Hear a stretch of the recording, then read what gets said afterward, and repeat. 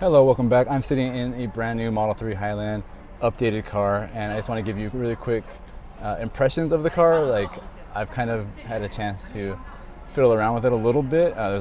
Quite a few people here actually checking out this car because it just came in last night. They told me it came into the Tesla store in Shenzhen, and today's the first day we can check it out. We cannot do a test drives yet, but anyway, I'm sitting in this Model 3, and I'll be honest with you, I do like it a lot better than the old Model 3. Has way better material throughout. Like, especially like this right here is really soft, much better than the wood material in the older versions. It looks nicer, I think. In my opinion, it looks nicer. It feels nicer. Actually, everything in this car feels a lot nicer than the old one. Up here on the roof lining feels really good. The seats are really comfortable. Even here on the wall right here, the side of the door, not the wall, it feels good. Everything, I think, is much improved over the older Model 3. However, I do want to be honest with you guys. Just like in the first generation Neo EC6 that I had some problems with the lights and the Finway dung, the ambient lighting. Here, also really bad, and I'm sure there's going to be a lot of issues with people complaining about the fit and finish of this car, just like other Teslas. Just like that's how it goes. But this like doesn't line up at all here. Like, it sticks out probably at least a centimeter, if not more.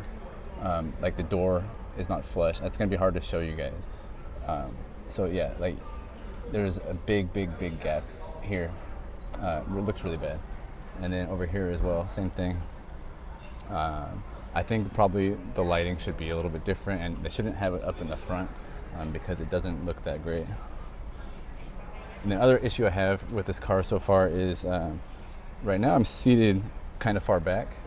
If I was sitting where I would comfortably, then when I hit the gas over here, my knee bangs onto this. It feels like, I don't know, like there's less space than there used to be. I don't know. So I had to put the seat all the way as low as possible and as far back as possible. And that's not how I would drive. And how I would drive, I would bump my knee on the screen. So that's not great either. But anyway, let's head outside the car and see what else we can see. Ugh. There's a lot of people here checking out this car. I do think it looks nicer. The back looks a lot better, in my opinion. A lot better. Model 3 Plus Tesla. Let's try to open the trunk here.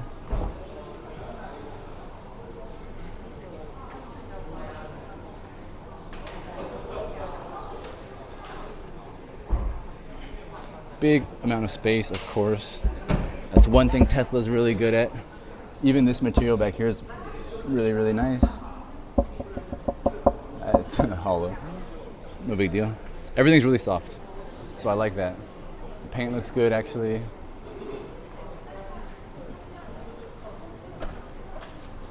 One other thing about this car, if we go back here to the back, I already sat in the back seat earlier, is the seat, the angle again. Here, a lot of EVs have this issue where your knees are very high, and this car also has the same issue. But other than that, I think, it's just a really quick first impression. I can't do a test drive yet, but everything is a lot better, especially the materials. Yeah. I can sit here? Yeah, you can sit anywhere you want, man. 你要订 Tesla 的 Model 3吗？ Check. Check. I would like to have Model Y. You have Model Y? I want Model 3. 这个会有用吗？ Yes. 有小孩子。其实这只是一个空调屏，没有什么用处。 Allow myself to interrupt myself. But I agree with this guy next to me who says that the back screen is kind of pointless. You may remember from this prior video that I talked about the car modification expo that I attended and how it seemed like half the exhibitors were businesses dedicated to adding third-party instrument clusters and ambient lighting to Tesla Model 3 and Y. So my thing is this: when Tesla decided that they were going to be adding a screen, it very clearly should have been a functional display for the driver. An instrument cluster for the driver, or a HUD for example, adds value and functionality, and most importantly, It is something that's going to be used every single time somebody drives the car. In my opinion, second row screen, that's just pure fluff. It doesn't add any functionality, and even in the best case scenario with hardcore backseat usage, the screen is still not going to be used every single time you use the car. And don't even get me started on the positioning of the screen, which if you're actually going to be trying to look at that, it's not comfortable. Come on. I think that the backseat screen is a really big swing and a miss. The other obvious complaint that people are going to have with the car is the lack of stalks on the steering wheel. I can't really comment on how practical the buttons for indicating will be or the digital gear shifter on the center display, but I would imagine at the very least it will take a decent amount of time to get used to it, and at best, once you do get used to it, it will just make the experience equal to having stalks. I really can't imagine in my mind a scenario where having buttons on the steering wheel is actually better than indicating with stalks, but I'm welcome to hear your feedback. If you've been using a Model S or a Model X, been driving without the stalks for a while, and you think it's better, please tell me in the comments how so. I'm very interested to hear it. I've seen people online asking if there's a front camera. Of course there's not. It's okay. There's no front camera in the Chinese version either. Headlights look good, much better than the old ones.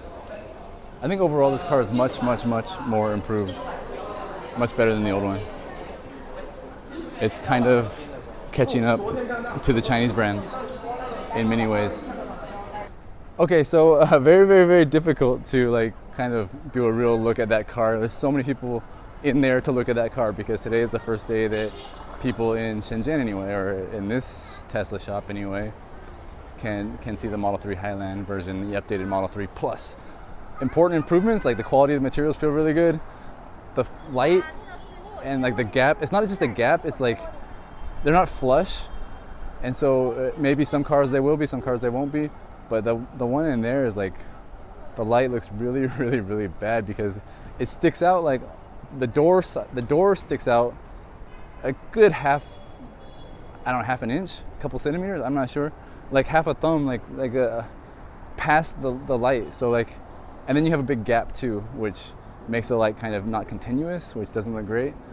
You know, I tried to mention, I don't know if I was able to because there's so much going on, but I tried to mention that like, I want to be fair, and the old Neo I had, the NT first generation Neo, I had some of the same issues with the Finway Dung. The ambient lighting is like, there's lots of weird gaps that like there shouldn't be. It looks kind of like a black hole. And same issue here probably, especially at night. I'm sure there will be the same problem. But also just like a little bit like cheap. And if we're gonna compare it to Neo, because that's my most experience I have, is that on the second generation Neos, like the ambient lighting is so much better, so much more advanced. And then this feels much closer to like when I first saw the announcement of the Tesla 3, new one, I was like, this looks kind of like old generation cars of Chinese cars, or compared to like old generation Neo. And I guess ambient lighting isn't that important, but it's kind of like one of the things you really notice, right? And so you notice it if it doesn't look good. And in my opinion, it doesn't look that great. I think it should be slightly different. And the light in the front, I'd probably just get rid of that altogether. Just have it on the doors, and maybe like underneath the dash and underneath the glove box, that sort of thing. So that's my real first impression. I want to do a test drive. I can't do it for a few more weeks, even though they're starting deliveries of this car in just a couple of days, they said. So I don't know. That's it. I'm sure it'll do very well here in China. It's nice to see it updated, much better than the old Model 3 in my opinion. And that's it for that. So goodbye.